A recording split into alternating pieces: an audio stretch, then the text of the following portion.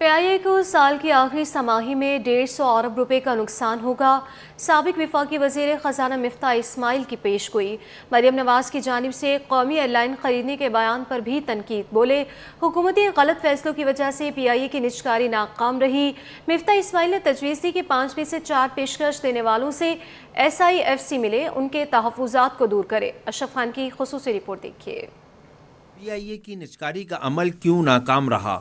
سابق وفاقی وزیر مفتاح اسماعیل نے وجوہات سے پردہ ہٹا دیا۔ سٹی 21 سے خصوصی گفتگو میں مفتاح اسماعیل نے بتایا کہ شہباز شریف کی حکومت کا PIA کی نجکاری نہ ہونے کی کئی وجوہات ہیں۔ یہ نجکاری نہ ہونے سے ادارے کو سال کی آخری سماہی میں 150 ارب کا نقصان ہوگا اور اتنا ہی نقصان اگلے سال ہوگا۔ یہ مزید نقصان پاکستانی عوام پر بوجھ پڑے گا۔ یہ بات پرائیویٹائزیشن کمیشن کو اور کیبنٹ کمیٹی آن پرائیویٹائزیشن کو سوچنی چاہیے کہ آپ نے آج جو فیصلہ کیا اس کی وجہ سے اب 100-200 ارب روپے کا کم از کم اور نقصان ہوگا۔ اس سال کا پورا نقصان جو 100 ارب روپے کے اوپر ہوگا، اگلے سال کا نقصان ہوگا، اور اگر یہ جو ایک تو 600 ارب کے اوپر جو سود دینا پڑے گا 100 ارب روپے وہ الگ ہے، اور اس کے علاوہ 2 سالوں میں 100 ارب روپے کا اور نقصان ہوگا۔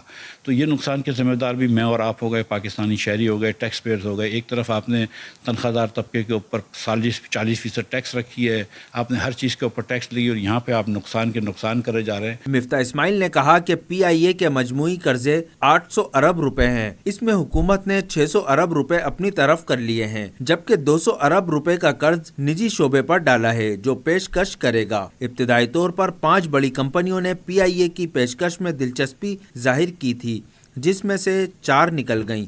مفتاح اسماعیل نے تجویز دی SISC تمام 4 اہم پیشکش دینے والوں کو بلا کر ان سے بات کرے، ان 4 کو کیا بات غلط لگی، وہ کیا چاہتے ہیں، اس پر بات کی جائے۔ کہ مجھے نہیں لگتا کہ حکومت کا بہت پختہ ارادہ تھا یہ بیچنے کا۔ وہ اس قسم کی شرائط لگا کے رکھی تھی کہ جو 4 سیریس بائرز تھے وہ چاروں اٹھ کے چلے گئے تھے۔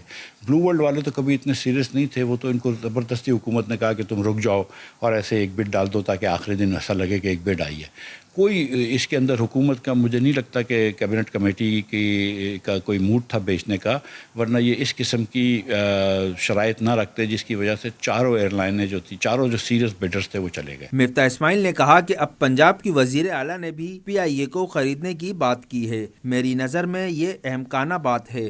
صوبے کا یہ کام نہیں ہوتا کہ وہ ایئر لائن چلائے۔ کیمرہ مین واحد خان کے ساتھ اشرف خان، سٹی 21۔